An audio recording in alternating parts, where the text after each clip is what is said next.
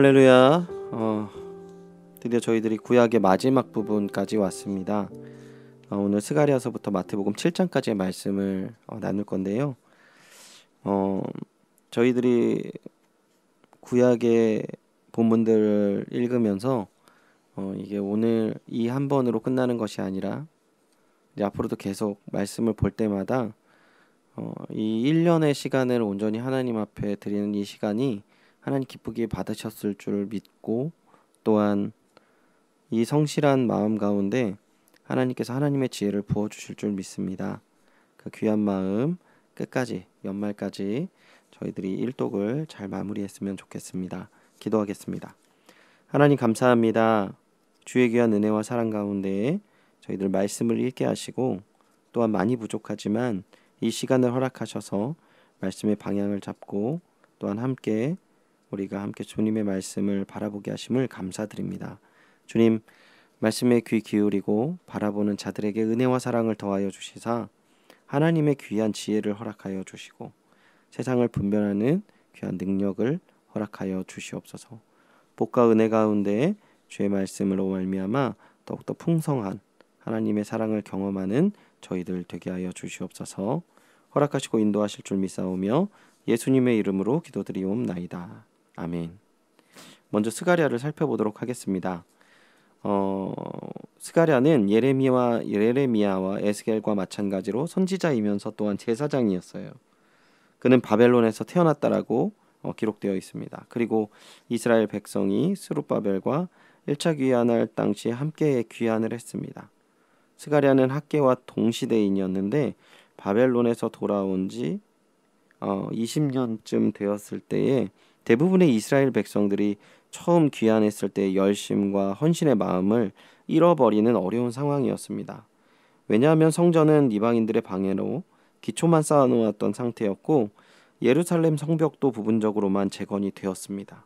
그렇기 때문에 보호받지 못하는 그들의 삶 가운데, 또한 페르시아는 과도한 세금을 부과해서 그들의 삶이 점점 피폐해져 가고, 또한 주의 일들이 이루어지지 않기 때문에 처음의 열심보다는 좌절과 절망으로 가득한 상황이었던 것이죠. 스가랴서는 이러한 상황 속에서 낙심한 자를 위로하고 오실 메시아에 대한 소망의 메시지를 담고 있는데요. 먼저 성전 재건에 격려하는 전반부와 오실 메시아를 예언하는 후반부로 나눌 수 있습니다. 특히 9장 9절에 예수님께서 예루살렘에 입성하실 것을 예언하는 귀한 예언이 담고 있고요.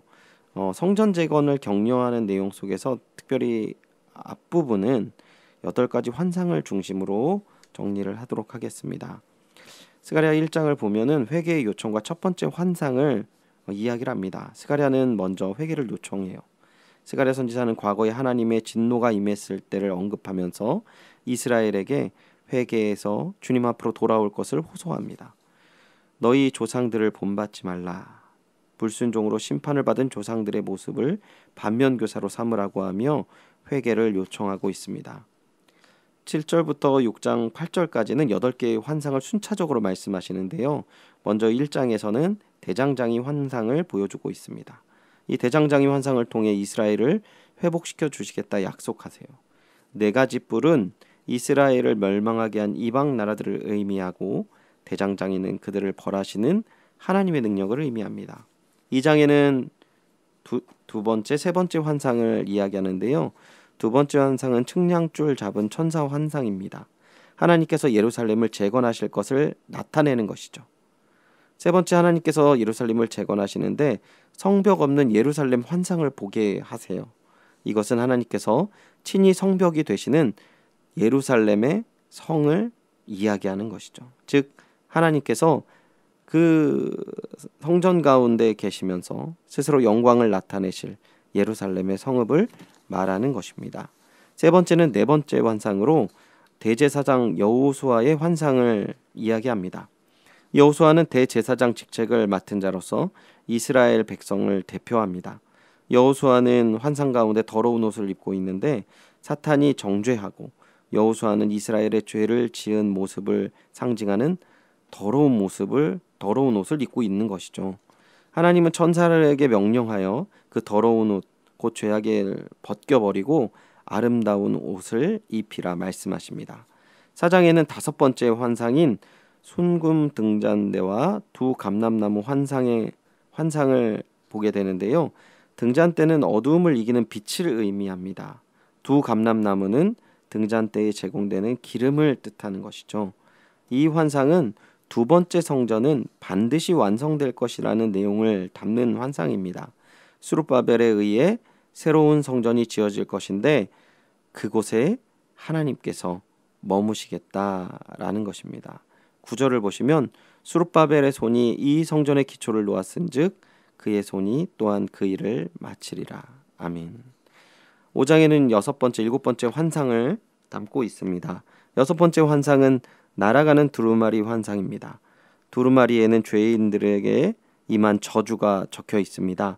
도둑질하는 자와 하나님의 이름을 거짓 맹세하는 자들의 두루마리에 적힌 대로 심판을 받을 것이다 말씀하세요. 일곱 번째 환상은 에바 환상입니다. 에바는 곡물의 부피를 측정하는 도구입니다. 이 도구 안에 여인이 들어가 있어요. 이 여인들은 악을 상징하는 것이죠. 스가랴는 그것을 보면서 에바인 줄 몰랐습니다. 왜냐하면 그 에바의 형태가 심하게 왜곡되어 있기 때문입니다. 즉 다른 사람들을 속이기 위해 가짜 에바를 사용했던 것이죠. 이 에바를 두 여인이 들고 신할 땅으로 옮겨버립니다. 하나님께서 이스라엘에서 악을 제거하시겠다라는 뜻을 담고 있는 것입니다. 6장의 여덟 번째 환상을 이야기하고 있는데요. 여덟 번째 환상은 네 병거 환상입니다. 네 병거가 사방으로 다니는 것은 하나님께서 온 세상을 통치하신다라는 뜻입니다. 네 병거는 온 땅을 살펴보시는 하나님의 정찰대와 같은 것이죠. 하나님은 모든 것을 보고 계시고 모든 것을 다스리십니다. 이어서 하나님은 싹이라는 이름을 가지고 있는 사람에게 성전을 건축할 것이라고 말씀하세요. 7장은 금식보다 중요한 것이 무엇인지를 이야기합니다. 베델의 사람들이 찾아와서 계속해서 금식을 해야 하는지에 관한 질문을 합니다. 하나님은 이 금식이 참된 금식이 아니라고 말씀하세요. 하나님께서 정말로 원하시는 것은 진실한 행위입니다.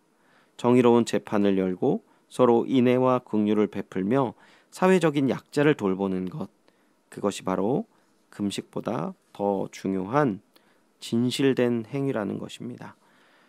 8장은 예루살렘의 회복에 관한 약속을 담고 있습니다. 예루살렘은 진리의 성읍입니다. 하나님은 예루살렘을 새롭게 하실 계획이 있으십니다. 은혜를 베푸시기로 결정하셨으니 염려하지 말고 행할 것을 권면합니다. 너희는 이웃과 더불어 진리를 말하며 너희 성문에서 진실하고 화평한 재판을 베풀고 마음에 서로 해하기를 도모하지 말며 거짓 맹세를 좋아하지 말라. 이제 9장부터는 다가올 하나님 나라의 영광에 관한 이야기를 담고 있는데요. 9장에는 오실 왕에 대한 이야기를 하고 있습니다. 하나님께서 한 왕을 보내신다라고 약속하세요. 그는 겸손한 왕입니다. 나귀 새끼를 타고 예루살렘에 입성할 만큼 겸손한 왕을 우리에게 보내주신다 약속하십니다. 10장은 구원을 약속하시는 하나님의 모습을 발견할 수 있는데요. 하나님께서 원수를 밟으실 것입니다. 이스라엘을 불쌍히 여기셔서 구원해 주실 것입니다. 하나님의 약속은 확신을 세워주십니다. 하나님께서 행하신다라고 하니까 그 일을 반드시 이루어질 것이라는 확신, 그리고 우리가 그 확신을 가지고 주님의 약속을 기쁨으로 받으면 된다 말하시는 것이죠. 11장에는 선한 목자에 대한 이야기를 담고 있습니다. 하나님께서는 악한 목자를 제거하시고 선한 목자를 세워주십니다. 그런데 양들이 선한 목자를 거부합니다. 그들은 은삼십을 주고 선한 목자를 떠나보냅니다. 하나님께서 선한 목자를 거부한 자들에게 어리석은 목자를 주실 것입니다. 즉 선한 목자를 거절함으로 악한 목자들을 불려들였던 것입니다. 12장은 애통하는 심령에 대해서 말씀하시는데요. 하나님의 때에 하나님께서는 우리에게 은총과 간구하는 심령을 주실 것인데 특히 애통하는 심령을 주실 것이다 말씀하세요. 애통하는 자들은 죄와 더러움을 씻는 셈을 만나게 될 것입니다. 이것은 예루살렘 사람들이 예수님을 십자가에 못 박혀 죽을 것에 대한 예언이라고 해석을 하는데요.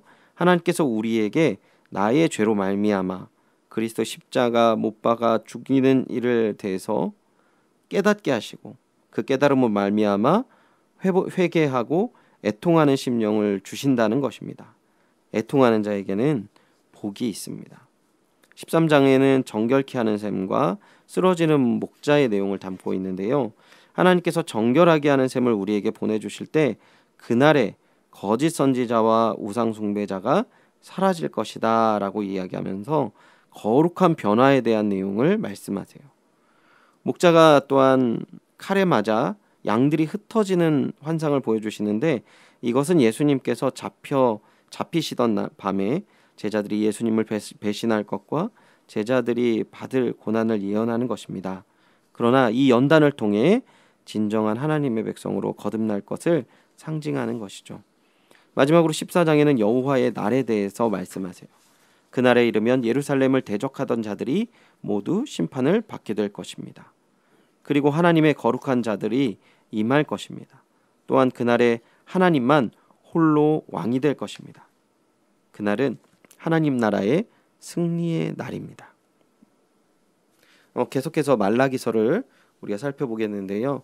말라기의 작성 시기는 많은 성경학자들은 성전 건축 이후에 기록되었을 것이다 라고 추측을 합니다. 성전을 재건하기만 하면 다윗 시대의 영광과 회복이 임할 것이라고 생각했는데 성전 건축 이후에 시간이 지날수록 다윗과 같은 왕은 나타나지 않고 기대했던 회복과 물질의 축복도 없었습니다. 그래서 이 예루살렘 사람들이 하나님 사랑에 대한 의문을 갖게 되었을 때 말라기서를 통해서 하나님께서 그들에게 대답을 하시는 것이죠. 말라기는 하나님과 이스라엘 백성들 간에 논쟁하는 형태로 구성되어 있습니다. 1장에는 첫 번째와 두 번째 논쟁을 담고 있는데요. 첫 번째 논쟁의 주제는 과연 하나님께서 이스라엘을 사랑하시는가라는 주제입니다. 이스라엘은 당시 자신의 처지와 상황을 보면 하나님의 사랑의 부재를 느낄 수밖에 없었습니다. 하나님께서는 자격이 없는 야곱을 선택한 것처럼 하나님께서 이스라엘을 선택하신 것이 사랑의 증거다라고 답변을 하세요. 두 번째 논쟁은 과연 이스라엘은 하나님을 사랑하는가 반문하는 것입니다. 당시 이스라엘 백성들은 가장 가치 없는 것을 골라서 하나님께 희생 제물로 바쳤습니다. 사랑이 없는 것은 하나님이 아니라 바로 이스라엘 백성을 나타내는 보이는 것이죠. 2장에는 세 번째 논쟁을 담고 있는데요. 세 번째 논쟁의 주제는 왜 율법을 지키지 않는가에 대한 논쟁입니다. 하나님은 위선적인 제사장에게 저주를 내리시겠다 말씀하세요. 제사장의 타락은 백성에게 영향을 끼쳤는데 그들은 자기 형제에게 거짓을 행하고 가증한 일을 행했습니다. 또 이방신의 딸들과 결혼하고 이방인의 관습에 따라 제사를 드리는 모습을 보이는 것이죠. 3장에는 네 번째 논쟁이 있는데요. 네 번째 논쟁의 주제는 과연 하나님은 정의로우신가입니다. 이스라엘 백성은 자신들을 억압하는 페르시아에 하나님의 심판이 임해야 된다라고 생각했습니다. 하나님은 이에 대해 언약의 사자가 임하실 것을 예언하십니다. 언약의 사자가 오기 전에 여호와의 사자가 앞서 올 것입니다 라고 또 예언을 하시죠. 앞서 오는 자는 세례 요한이고 언약의 사자는 예수 그리스도를 상징하는데요. 하나님께서는 이미 눈에 보이는 페르시아로부터 구원을 하시는 것뿐만 아니라 자신의 백성을 온전하게 구원하시기 위해 만반의 준비를 다 하고 계셨던 것입니다. 4장은 11조에 관한 내용인데요. 다섯 번째 논쟁 주제가 11조였던 것입니다. 당시 이스라엘 백성들은 11조 규례를 지키지 않았고 하나님께서는 이것을 도둑질이라고 규정하셨습니다. 여섯 번째 논쟁의 주제는 과연 하나님께서 악인과 의인을 구분하시는가라는 것인데 사람들이 보기에는 악인이 더 잘 살고 번성하는 것처럼 보였습니다. 이에 하나님은 의인의 이름을 기념하는 책을 기록해 놓으셨고 악인을 위해서는 심판을 준비해 놓으셨다라고 말씀하십니다. 하나님께서는 우리의 짧은 시선에 판단할 수 없는 분임을 우리는 말라기서를 통해서 알 수 있는 것이죠. 이제 마태복음으로 넘어가도록 하겠습니다. 세리 마태가 기록한 마태복음은 유대인 독자를 위한 복음서라고 표현하기도 합니다. 특별히 우리가 살펴볼 1장부터 7장까지 예수 그리스도가 이 땅에 오신 배경과 중요한 산상수훈의 내용을 담고 있는데요. 1장에는 족보가 있습니다. 마태의 족보에는 다윗의 이름이 5번 언급이 되는데요. 예수님께서 유대인의 왕으로 오셨음을 강조하는 것이죠. 아브라함부터 다윗까지, 다윗부터 바벨론까지, 바벨론부터 그리스도까지 14대씩 3번을 나누어 기술하는 것은 역사가 하나님의 뜻과 계획 속에 흘러감을 의미합니다. 역사를 인도하시던 이끄시는 하나님께서 친히 역사 속으로 뛰어들어셨습니다. 즉 임마누엘 하신 것이죠. 2장을 보면 두 도시에 대한 내용을 비교하고 있는데요. 두 도시, 곧 예루살렘과 베들레헴의 모습을 비교합니다. 예루살렘은 성전이 있는 곳으로 이스라엘의 중심 도시입니다. 반면 베들레헴은 매우 작은 마을인 것이죠.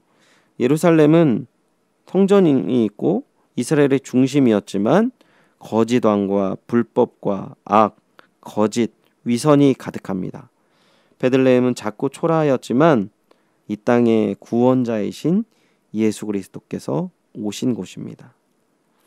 예루살렘에 있던 유대인들은 예수님을 몰라봤지만 베들레헴까지 찾아온 이방인들은 예수님을 알아보고 경배드립니다. 3장은 세례 요한에 대한 내용을 담고 있습니다. 세례 요한은 하나님 중심이 아닌 자기 중심의 수많은 종교적 행위에 대해서 비판을 하고 지적을 했습니다. 그와 같은 위선은 스스로의 힘으로 고칠 수 없는 영적 질병이라는 것이죠. 그렇기에 세례 요한 세례를 베풀며 진정한 구원자이시는 예수님이 오실 것을 증거합니다. 4장에는 예수 그리스도께서 40일 광야 시험을 받은 내용을 담고 있는데요.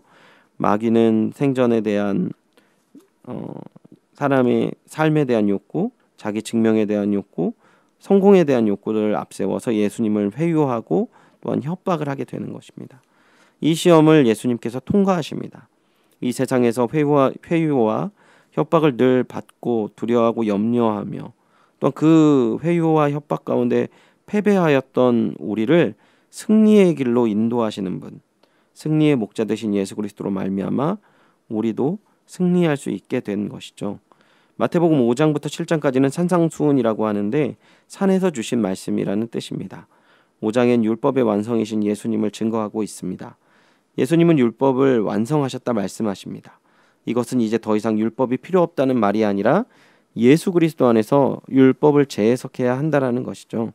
예수님께서 가르치시는 율법을 따르는 삶의 방식은 사랑입니다.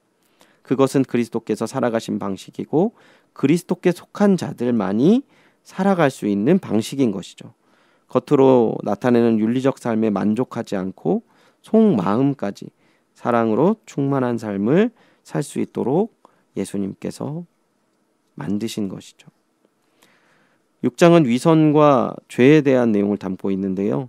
사람들은 외적인 종교 행위 몇 가지로 신앙을 쉽게 획득하고자 했습니다. 즉 위선자들은 사람들에게 보이려고 종교 행위를 한 것이죠. 기도와 구제와 금식 등이 종교 행위를 통해 그들은 명예를 얻고자 했습니다. 그러나 위선은 하나님께서 미워하시는 죄입니다. 무엇보다 하나님께 진심으로 기도하고 금식할 때 위선을 경계해야 하며 무엇보다도 마음과 행위의 관계를 바르게 가져야 합니다. 7장에는 천국 백성의 삶의 내용을 담고 있는데 천국 백성의 삶은 입술로만 신앙 고백을 하는 것이 아니라 삶의 모든 영역에서 말씀에 순종하며 하나님의 천국을 이 땅 가운데 경험하는 것이죠. 마태복음 7장까지의 내용을 나누어 보았습니다. 삶의 모든 부분들 우리의 시선이 아닌 주님의 시선으로 바라보시며 말씀의 귀한 은혜 가운데 거하시길 간절히 축원드립니다. 기도하고 마치겠습니다. 하나님, 저희들이 짧은 시간 스가랴와 말라기 그리고 마태복음 7장까지의 내용을 다루어 봤습니다. 늘 우리는 우리의 연약한 모습으로 주님 앞에 나아가는 것 부인할 수가 없습니다. 그 모든 것 가운데 주님께서 우리를 격려하시고 위로하시고 또한 우리를 바른 길로 인도하시는 그 귀한 은혜를 베푸심에 감사드립니다. 오늘 우리가 말씀을 읽고 의지함으로 더욱더 그러한 저희들의 삶이 되게 하여 주시옵소서. 오직 주님의 귀한 뜻 가운데 거하는 저희들 되게 하시고, 늘 하나님께서 우리 가운데 베푸신 성령의 충만한 은혜와 사랑으로 말미암아 하나님의 뜻 가운데 서 있는 저희들 되게 하여 주시옵소서. 허락하실 은혜와 사랑에 감사드리며 예수님의 이름으로 기도드리옵나이다. 아멘.